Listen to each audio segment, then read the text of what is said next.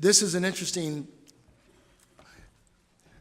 narrative in the way that Mark has begun to set it up and line up for us what Christ has been doing.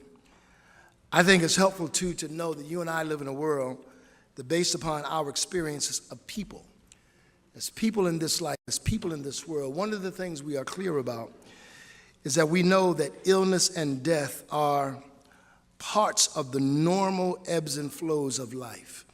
That sickness, illness, death are actually normal parts of what it means to live in this world. And we also know that Jesus' power does not make us immune to either of those things. We just came from a funeral on yesterday, and we know that the reality of what it means to be human in this life makes illness and death a part of the normal existence in this world. And we also know that Jesus' power does not prevent us from having to live in this world and pass through those kinds of things. When you look at the way Mark is trying to lay out this idea, he is recognizing that there is something about the way Jesus works in the midst of demonic possession, in the midst of disease, in the midst of death, that still can give us hope, that still can allow us to find a sense of wholeness in light of the world we must endure. And so Mark is trying to get us to recognize that even where there's demonic possession, and even where there's disease, and even where there's death, there is still hope. And to live in this world and be without hope is to be miserable indeed. And the good news is that while not being exonerated from having to pass through tough times, there is still hope for us, and the hope we have is in Jesus. Are you with me this morning? It's strange because the verse opens up by saying in 21 that when Jesus got out of the boat again, on the other side of the lake where a large crowd gathered, around him on the shore, there was a leader of a local synagogue whose name was Jairus, who meets him there. It's strange the way Mark sandwiches these together, because in the other narrative, there was a group of people who were glad to see Jesus go. Now, on the other side of the lake, there's a group of people who are glad to see Jesus come. And that's the reality of our lives. There are some people who we're glad when they come, and there are other folks who we're glad when they go. We're pleased to see them come through the door, but we're equally as pleased when they walk out the door, because some people are just like that. The problem you have with Jesus is that that's true for him in relationship to you wherever you are. Because in some cases, you welcome the presence of Jesus because it comforts, it heals, it soothes. But there are other situations in which the presence of Jesus will irritate, annoy, and make you shame. There are some situations where you wish he was not. You act like you don't understand what I'm saying. For those of you who try to turn off your so-called religion and sort of live without culpability and consequences, there are days in which you wish he was not present, in which Jesus says, no, I'm still there. Because my presence won't allow you to think, do, and say whatever you want to think, do, or say. And Jesus comes into this scene ministering to this woman, ministering to this man, and here's what is unique. The man who comes to Jesus first is Jairus, but he will not be the recipient of God's work in his situation. The one who comes first will be last, and the one who comes last will be first. Jairus stops him, and Jesus goes with him. But there's an interruption in the procession in which Jesus now must give attention to the woman over Jairus' predicament. And sometimes when your belief has to pass through the barriers and the obstacles of life, you have got to learn how to handle interruptions. You've got to recognize that there are other things going on, and from time to time, if you can't handle being interrupted, you really can't be like Jesus. Because there's something about a regularly scheduled program that will not always go according to your plan. There must be allowances for interruptions. That's true in life. That's true in the pages of this text. And that's true in the narrative as Jesus sort of unpacks and pulls up the faith of the people in it. But here's something I want you to recognize, that she is a woman who is not irresponsible. She is not undisciplined.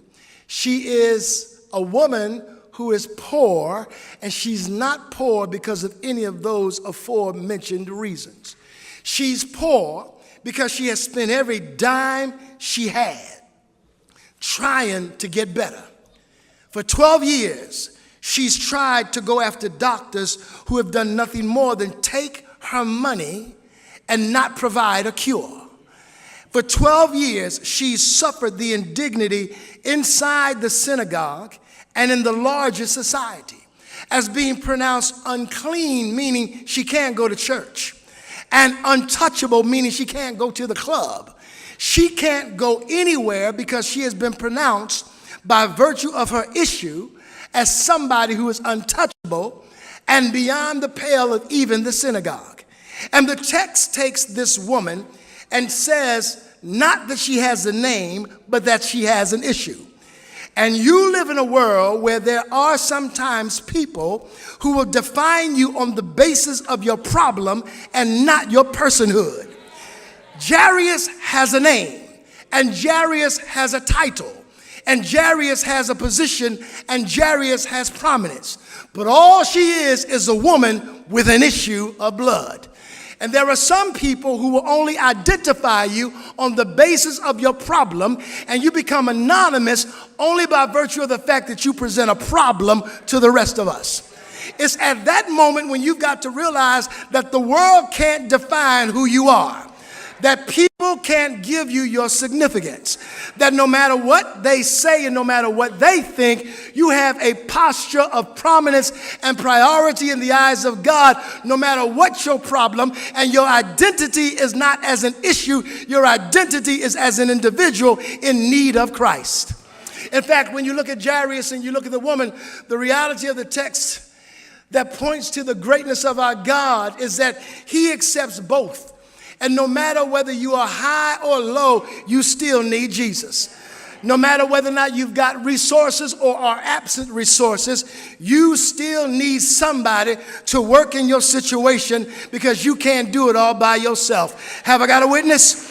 This man has power and she is powerless, but they both need Christ. And it's strange the way Jesus embraces this child. This woman known by her class, known by her problem.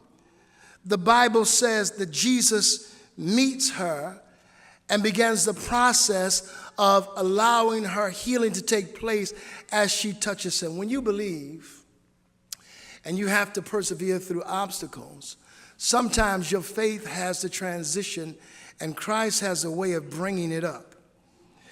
You see, when I read this passage, I am unable to get beyond her physical condition for being stuck at her emotional disposition.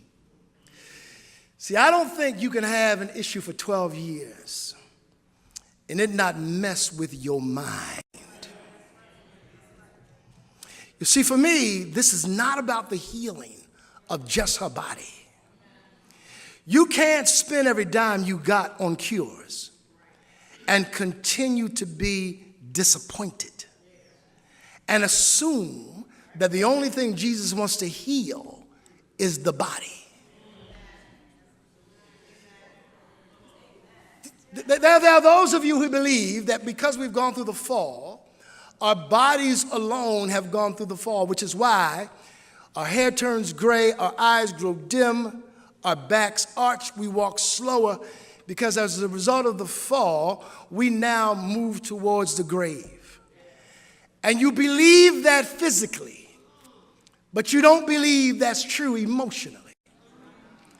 And there are people who are fallen, not just in their bodies, but in their emotions as well. That's why bipolar is a real disorder. That's why depression is a real disorder. That's why there are people who are as sick in their minds as they are in their bodies, and you think that that's not real. And so we dismiss them as less than because they recognize they have something going on that they can't cure that's not physical, it's emotional.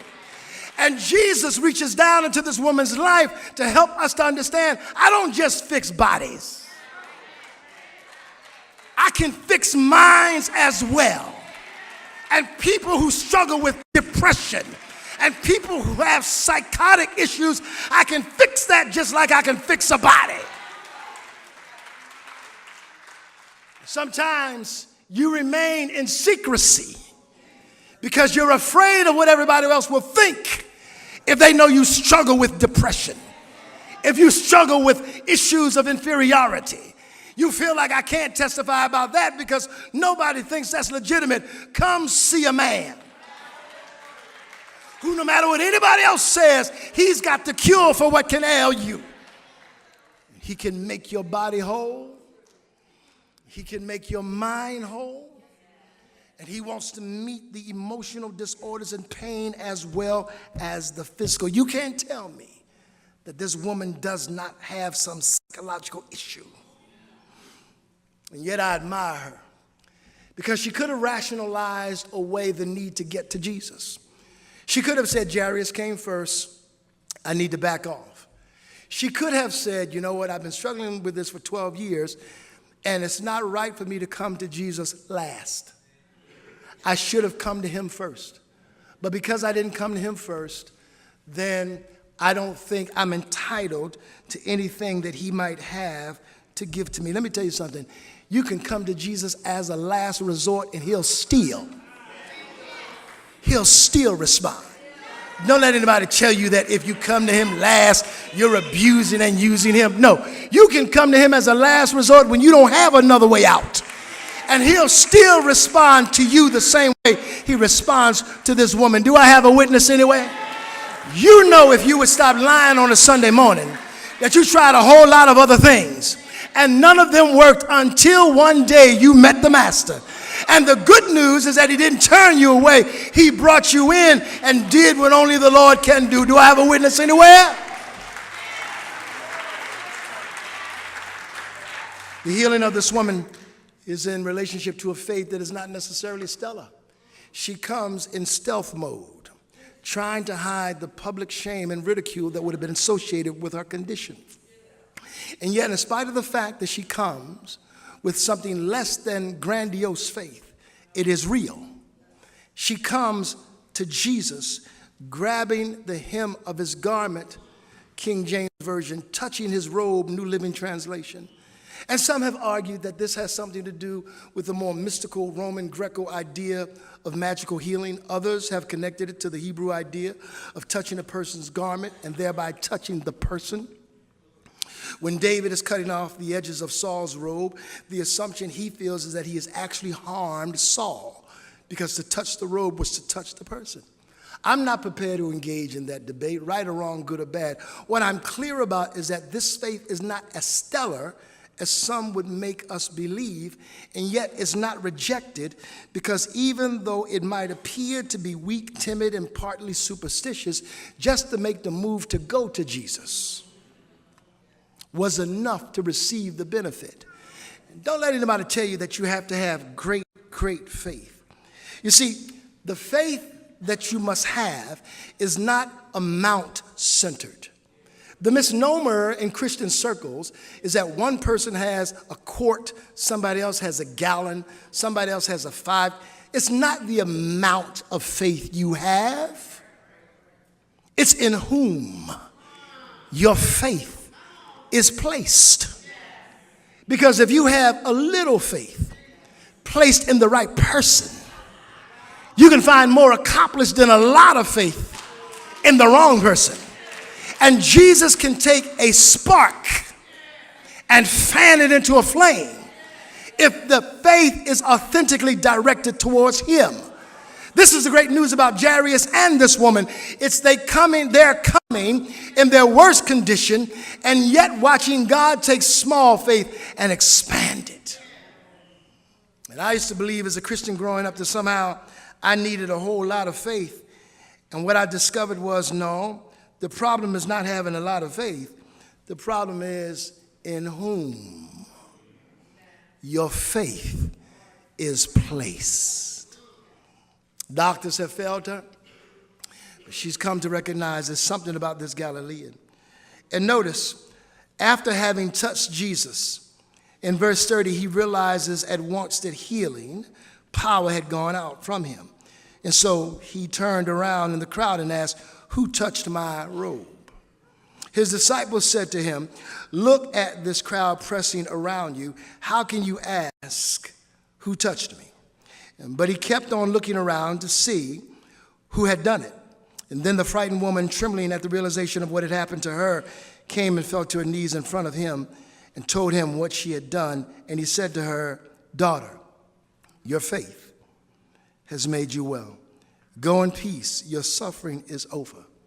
You got to love the disciples. These guys are like sidemen who raise a question we all would raise. What do you mean asking us who touched you, all these people jostling around you? But whenever God asks a question, whenever Jesus asks a question, he doesn't ask a question because he doesn't know. Otherwise, he could not be omniscient. He knows clearly what has happened. They have missed it. And sometimes there will be people who are around you who miss the work of God in you. You can't look to them always for affirmation. They don't know what Christ is doing in your life. But in spite of this faith that's demonstrated by her, Jesus decides to put the woman on blast. You see, I read this and I think he should have just let her slip away with a wink and a nod. I think it would have been fine, knowing what has happened, if he just gave her a nod of the head and she snuck back out. I think that would be great. So I'm wondering, why would you put her on blast like that? And what I think I understand is that whenever God is calling you out from the private sphere to the public arena, it's because God refuses to allow you to participate in a form of recovery and you not go public. He could have let the woman remain private, but there's something about privatization that never gives God glory.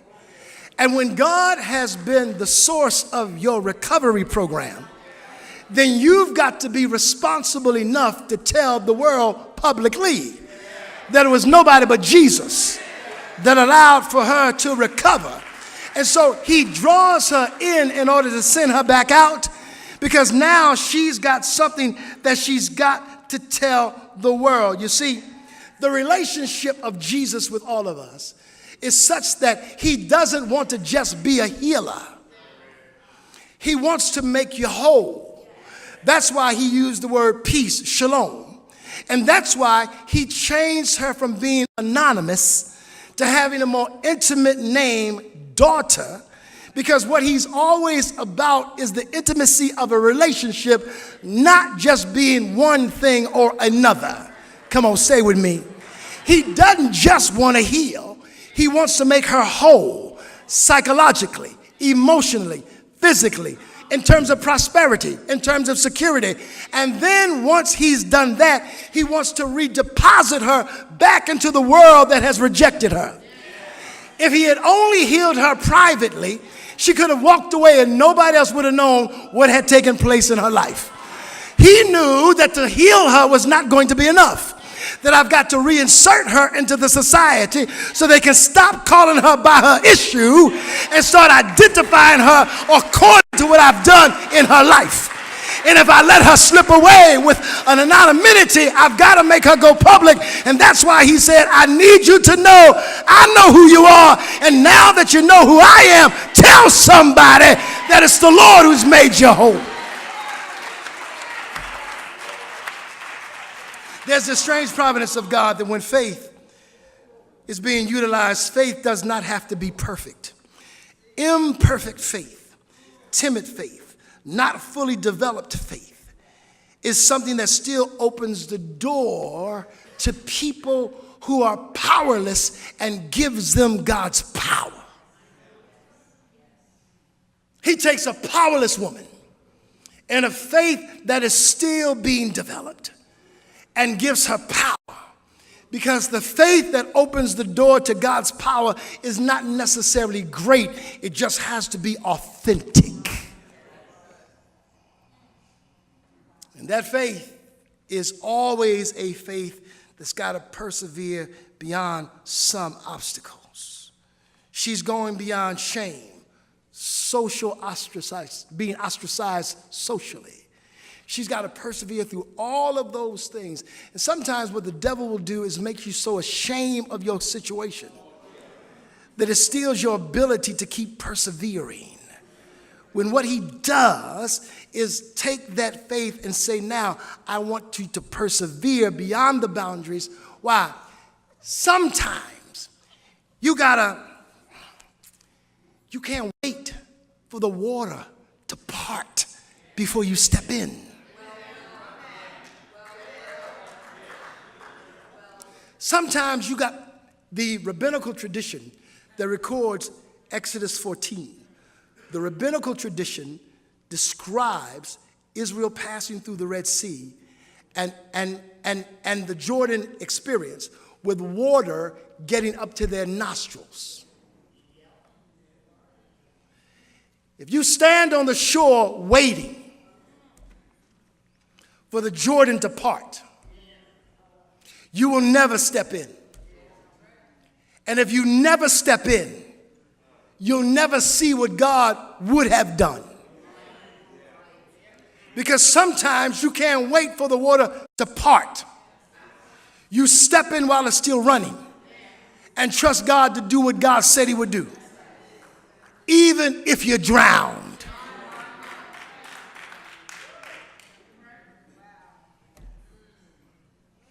Parted water doesn't require nearly as much faith. And the Jordan River experience required that they step in before they saw God do anything.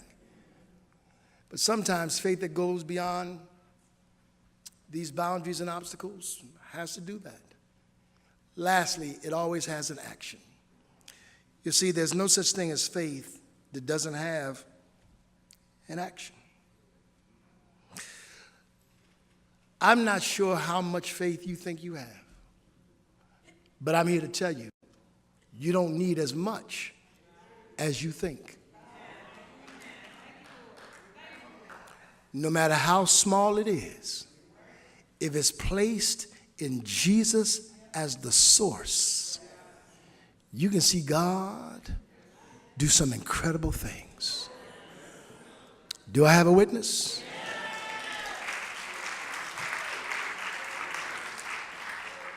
And Jesus can do things with your situation that produce a wholeness as you believe beyond obstacles and barriers.